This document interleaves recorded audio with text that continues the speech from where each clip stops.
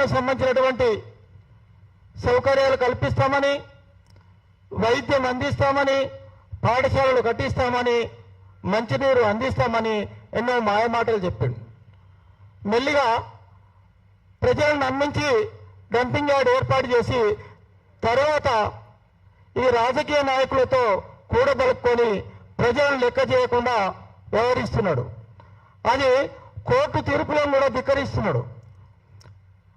అంతేకాకుండా ఈరోజు ఈ రాష్ట్ర ప్రభుత్వం ఎన్నికల ముందు మన రేవంత్ రెడ్డి గారు కేవలం మేము గెలిస్తే డంపింగ్ యార్డ్ని ఎత్తివేస్తామని చెప్పిండు.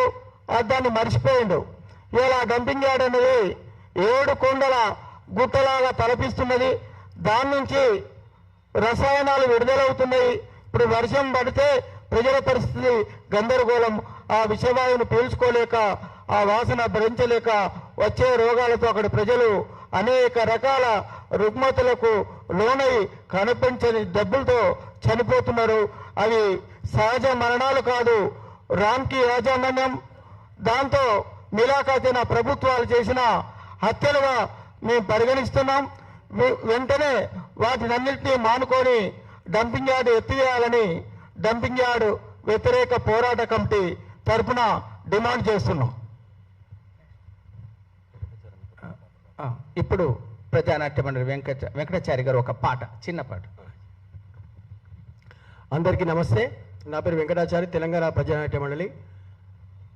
హైదరాబాద్లో స్తంభానికి చిన్న చెత్తేస్తే హే తీసేయి జుర్మానా వేస్తాం అని అంటారు. మా దగ్గర హైదరాబాద్ చెత్త తీసుకొచ్చి చేస్తారు. మేము ఎన్ని మైకులు పెట్టాలని అర్థమైతే లేదు.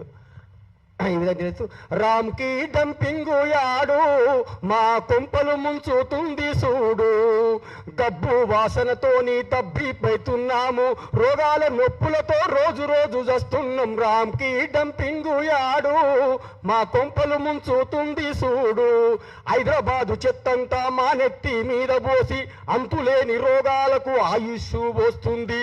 సాప కింది నీరులాగా విషవాయువు వస్తుంటే ఊపిరితిత్తుల వ్యాధితో ఉసురుడిస్తున్నారు.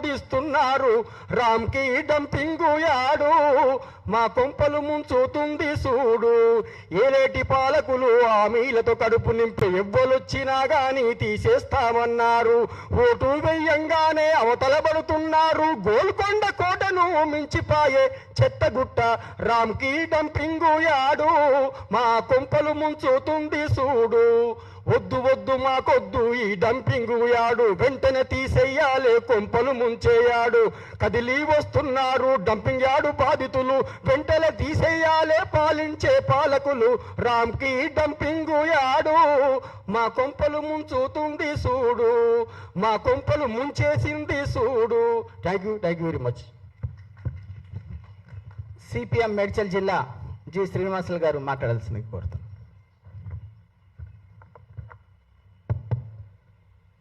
సభ వేదిక మీద ఉన్నటువంటి పెద్దలకు, అదేవిధంగా సభ వేదిక ముందు ఉన్నటువంటి నాయకులకు అందరికీ సిపిఎం పార్టీ మేడ్చల్ జిల్లా కమిటీ తరఫున ధన్యవాదాలు తెలియజేస్తా ఉన్నాం. ఇందాక నాయకులు చెప్పినట్లు జవహర్ నగర్ డంపింగ్ యార్డు ఎత్తివేత పోరాట కమిటీ ఆధ్వర్యంలో గత 10 రోజుల నుంచి చేస్తున్నటువంటి పోరాటం అభినందనీయమైనదని చెప్పేసి తెలియజేస్తా ఉన్నాం. గతంలో సిపిఎం పార్టీ ఆధ్వర్యంలో మేము కూడా ఈ డంపింగ్ యార్డు ఎత్తేయాలని చెప్పేసి పాదయాత్ర చేసి అప్పుడున్నటువంటి ప్రభుత్వానికి వినతుల రూపంలో తెలియజేసినాం. అయినా కానీ సీమ గుట్టినట్టు కూడా లేనటువంటి పరిస్థితి ఉన్నది. ఎందుకంటే వాళ్ళు కేవలం వాళ్ళ యొక్క ప్రయోజనాల కోసమే చూస్తున్నారు తప్ప ప్రజల ఆరోగ్యాల గురించి ఆలోచించడం లేదు. ఈ డంపింగ్ యార్డ్ అనేటువంటిది గతంలో కేవలం కాప్రా, ఉప్పల్, మల్కాజిగిరి ఈ చుట్టుపక్కల ఉన్నటువంటి వాళ్ళ యొక్క చెత్తను పోగేసుకున్న దానికోసం అని చెప్పి అప్పుడున్నటువంటి ఆ సమయంలో ఏర్పాటు చేశారు. దానిని నగర మొత్తంగా ఉన్నటువంటి చెత్తను తీసుకొచ్చి అక్కడ వేసేటువంటి దానికోసం దాన్ని విస్తరించారు.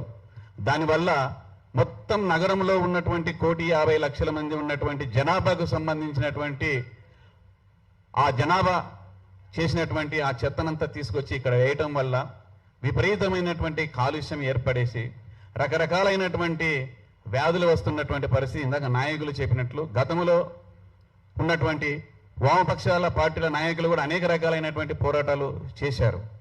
దానివల్ల క్యాపింగ్ చేశారు వాసన రావద్దని. ఎందుకంటే ఇంత ముందుకు గతంలో కనీసం ఒక 6-7 సంవత్సరాల కిందట మనం చూస్తే రాత్రి 1 గంట 12 గంటల తర్వాత వాళ్ళు వదిలేసేటువంటి వాళ్ళు వాసన, విపరీతమైనటువంటి వాసన వచ్చేసి అక్కడ ఉప్పల దాకా వెళ్ళేటువంటి పరిస్థితి ఉండేది. దాని నుంచి ఇప్పటికీ కొంత పోరాటాలు చేయడం వల్ల ఉపశమనం కలిగినప్పటికీ, ఎందుకంటే దానివల్ల వస్తున్నటువంటి ప్రమాదం చాలా తీవ్రంగా ఉందని చెప్పేసి అనేక సంస్థలు తెలియజేస్తున్నాయి. రోజుకి దాదాపుగా